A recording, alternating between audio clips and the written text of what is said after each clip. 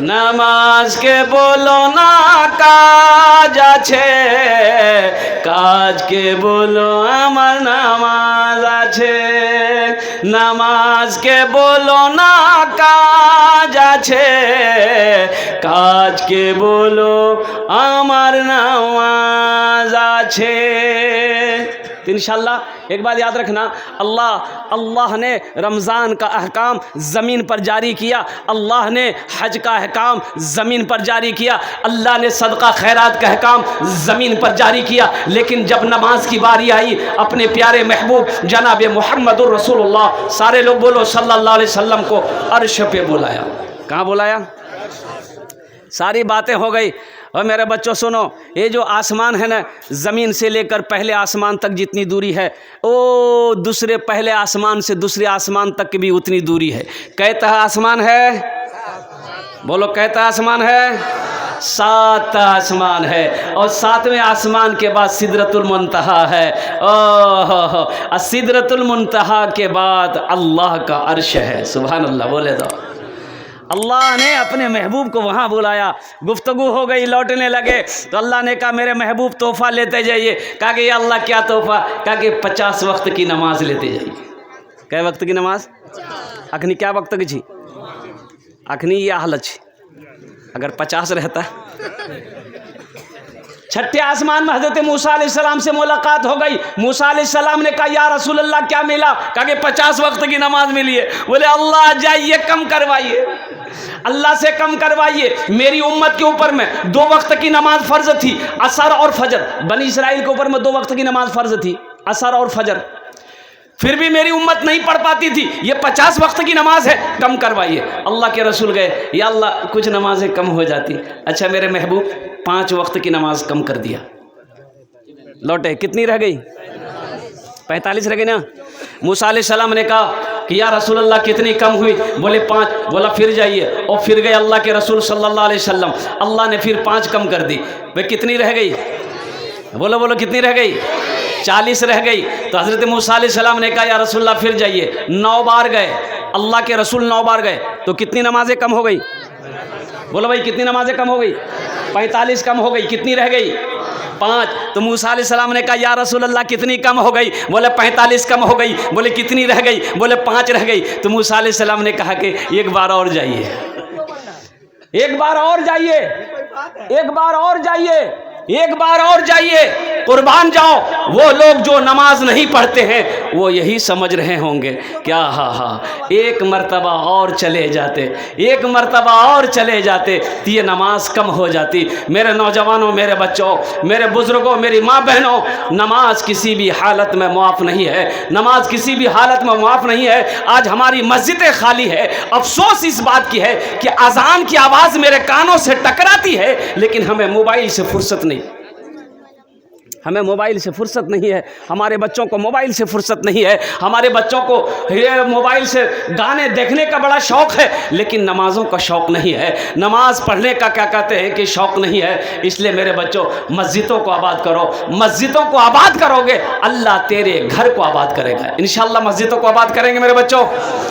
5 वक्त की नमाज़ पाबंदी के साथ पढ़नी है। ठीक है, बहुत सारे वो लोग नौजवान लोग सोच रहे होंगे जो जुमा की नमाज़ सिर्फ जुमे की नमाज़ पढ़ते हैं। देखो एक बात याद रखना, ये नमाज जो है ना, इन्ना सलात तन्हा अनिल फ़ाहशाई वल मुनकर, अल्लाह का कुरान कहता है कि बेशक ये नमाज तुम्हें बुरी बातों से, बेहयाई से, बेशर्मी से रोक देगी, बचा लेगी। शर्त है कि ऐसी नमाज़ पढ़ो जैसी नमाज़ पढ़ने के लिए अल्लाह के रसूल जनाब मुहम्मदुर रसूलुल्लाह सल्लल्लाहु अलैहि वसल्लम ने हुक्म दिया है। तो इसलिए मेरे बच्चों नमाज़ों की पाबंदी करो, इंशाअल्लाह अल्लाह तुम्हें बेशर्मी से, बेहयाई से रोक देगा, बचा लेगा।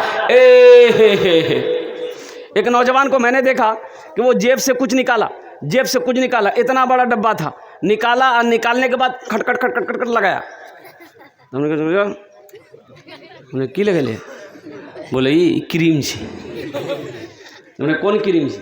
बोले हेल्डर फेल्डर शोल्डर क्रीम। मतलब इससे क्या होता है? बोला इससे गोरा होता है।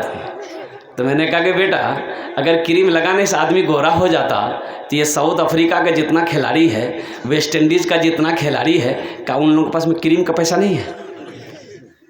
हमने कहा तुम खूबसूरत होना चाहते हो? बोला हाँ मैं खूबसूरत होना चाहता हूँ। मैंने कहा दो काम कर लो, दो काम कर लो, दो काम कर लो, अल्लाह तेरे चेहरे पे नूर पैदा फरमा देगा।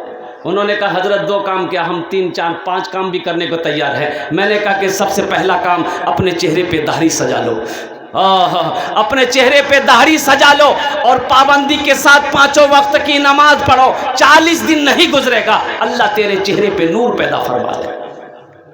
मेरे नौजवानों, अपने चेहरे पे दाढ़ी को सजाओ, इस सुन्नत रसूल को सजाओ। और कुर्बान जो बाज़ उलमा किराम ने एक मुश्त दाढ़ी रखना वाजिब करार दिया है, ये मजाक नहीं है मेरे बच्चों। तो देखिए कि दाढ़ी भी बड़ी ज़िद्दी है, दाढ़ी भी बड़ी ज़िद्दी है। ये जब भी निकलती है मर्द के चेहरे पे निकलती है। औरत के चेहरे पे कभी दाढ़ी देखा आपने? भाई बोलिए, औरत के चेहरे पे कभी दाढ़ी देखा? लेकिन ये बुधवा को देखिए, दाढ़ी निकलती है, चलाया था लोग आगे, बोला जल्दी काटो। दाढ़ी कहती है नादान तुम मत काटो, तुम मर्द हो, तुम मत काटो, मर्द हो। वो कहता नहीं हम मर्द नहीं, मैं वो काटो। दाढ़ी रखोगे इंशाल्लाह? भाई रखोगे इंशाल्लाह? जो नहीं रखे हो रखोगे इंशाल्लाह? वाह, अल्लाह हमारे बच्चों को सीरत मुस्तफ़ा सल्लल्लाहु अलैहि वसल्लम के मुताबिक में ज़िंदगी गुजारने की तौफ़ीक़ अता फरमा दे। आमीन बोले अल्हम्दुलिल्लाह। मौजूद सामीन किराम, बस पैगाम जाते ये नमाज की तरफ से एक पैगाम था, मैंने आप तक पहुंचा दिया है। ये मदरसे का जलसा है और कई बच्चों के दस्तार बंदी हुए जो आपने अपनी नज़रों से देखा है इस मंज़र को। और कुर्बान जाइए, मैं सलाम करता हूँ उन बच्चों के माँ बाप को कि जिनका बेटा आज हाफिज़ कुरान हुआ है। और कुर्बान जाइए, आज उसके बेटे के सर पे पगड़ी बांधी गई है। हशर के मैदान में अल्लाह उसके बाप के सर पे नूरानी ताज सजाएगा। आज उसके बेटे के सर पे पगड़ी बांधी गई, ये जो बच्चा है इसके सर पे पगड़ी बांधी गई। अल्लाह हशर के मैदान में इसके बाप को ताज पहनाएगा और उस ताज के अंदर में कितनी रोशनी होगी। हजरत मुआज बिन जबल रदी अल्लाह तआला अन्हु रावी रिवायत फरमाते हैं कि अल्लाह के रसूल ने इरशाद फरमाया कि मुआज जानते हो उस ताज के अंदर में कितनी रोशनी होगी कि सूरज की रोशनी उसके सामने फीकी पड़ जाएगी। मेरे भाइयों, अपने बच्चों को कुरान पढ़ाई, अपने बच्चों को कुरान पढ़ाओ, अपने बच्चों को कुरान पढ़ाओ। मौलाना वली रहमतुल्लाह अलैह खानका मुंगेर उड़ीसा के जलसे में थे, 1 लाख का मजमा था। आपने ऐलान किया था, ऐलान फरमाया था, बातों में कहा था, ए उड़ीसा के गैर मुसलमानों, हर घर में कम से कम एक हाफिज कुरान होना चाहिए, हर घर में कम से कम एक आलिम दीन होना चाहिए, इसलिए कि जन्नत में कोई ना कोई ले जाने वाला होना तो चाहिए। भाई जन्नत में ले जाने वाला कोई ना कोई तो होना चाहिए था ना। अल्लाह हाफिज कुरान को कहेगा कुरान पढ़ता जा, जन्नत के दर्जों में चढ़ता जा। हाफिज कुरान के बाप को अल्लाह जन्नत में डायरेक्ट दाखिल करे। तो इंशाल्लाह अपने बच्चों को कुरान पढ़ाएंगे। देखिए, हम ये नहीं कहते अब अंग्रेजी मत पढ़ाइए, अंग्रेजी भी पढ़ाइए, अपने बच्चे को अंग्रेजी भी पढ़ाइए, संस्कृत भी पढ़ाइए, ज्योग्राफी भी पढ़ाइए, मराठा भी पढ़ाइए। मेरा बच्चा बंगला भी पढ़ेगा, पंजाबी भी पढ़ेगा, हिंदी भी पढ़ेगा, मेरा बच्चा दुनिया का हर भाषा पढ़ेगा। लेकिन मैं चाहता हूं कि मेरा बच्चा दुनिया का हर भाषा पढ़ने से पहले, हर किताब से पढ़ने से पहले अल्लाह का कुरान पढ़े। अभी तो आलम यह है कि लोग परेशान हैं अपने बच्चे को कॉन्वेंट में डालने के लिए। Purnia Kishanganj Christian medium English medium school, Christian medium English school में पढ़ाने के लिए, जहाँ पर बच्चों को खड़े होकर पेशाब करने का तरीका सिखाया जाता है, जहाँ बच्चों को सलाम नहीं सिखाया जाता है, good morning, good afternoon, good evening, good night सिखाया जाता है। बच्चा खुश है, बच्चा हॉस्टल से आया, माँ को बोला माँ मियाँ गुड मॉर्निंग, मैं कुछ वाली के अब नाक बाप दौड़ा, यहाँ तक हमारे मुँह अंग्रेजी बोली। अब बाप भी खुश हो गया। बाप बोला बेटा यहाँ पे की बोला, बोले तो बेटा बोला कि बाबा गुड आफ्टरनून, बोले बोले मेरे लाल तेरे नाम रोशन कर दियो। मेरे खिलाफ नहीं। अब गौर करने का मकाम है, ये जो मदरसा है अल्हम्दुलिल्लाह, ये अल्लाह के रसूल का घर है, मस्जिद अल्लाह का घर है। ए बेटा ए हो एक वादा करो, मेरी तकलीफ जब तक कोई जाएगा क्या ना, नहीं जाएगा, नहीं लग ले एक तकलीफ कर रहे थे, एक नौजवान खड़ा हुआ, मैंने कहा क्या हुआ, बोले हो बैठो, बैठ गया। 10 मिनट बाद फिर खड़ा हुआ, मैंने कहा क्या हुआ, काहे परेशान हो, बैठो ना भाई। बोला बहुत जोर से लगलो सर।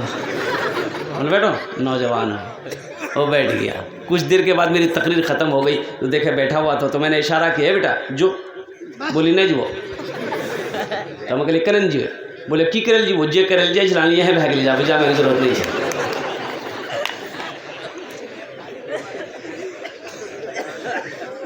इंग्लिश मीडियम स्कूल में पढ़ाने का शौक है, शौक से पढ़ाइए, इसलिए कि हमारी कौम को मास्टर की भी ज़रूरत है, प्रोफेसर की भी ज़रूरत है, इंजीनियर की भी ज़रूरत है, डॉक्टर की भी ज़रूरत है, साइंसदान की भी ज़रूरत है। लेकिन मेरे भाई, दुनियावी पढ़ाई के चक्कर में कुरान को तरजीह ना देना, दीनी तालीम से अपने बच्चों को महरूम रखना, यह सबसे बड़ी जाहिलियत और बेवकूफ़ी। मेरा बच्चा सब पढ़ेगा, अब डॉक्टर बनाइए ना, पहले बच्चा को कुरान पढ़ा दीजिए, बच्चे को कुरान पढ़ा दिए, इतना पढ़ा दिए कि वो मसालों मसाइल को समझ सके, जान सके, हलाल क्या है, हराम क्या है, माँ बाप का मकाम क्या है। कॉलेज में माँ बाप का मकाम बताया जाएगा,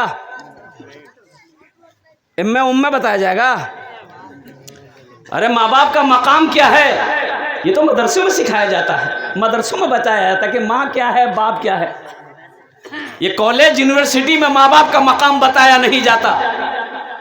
और कुर्बान जाओ, अल्लाह अकबर कबीरा, एक नौजवान, कॉलेज का पढ़ा हुआ नौजवान, कॉलेज का पढ़ा हुआ, बाप ने सारी डिग्रियां दिलवाई, सारी डिग्रियां दिलवाई, एक लौता बाप का इकलौता बेटा था। बाप जी जान लगाकर पानी की तरह पैसा खर्च करके अफसर बनाया, और ऐसा अफसर बना कि विदेश चला गया।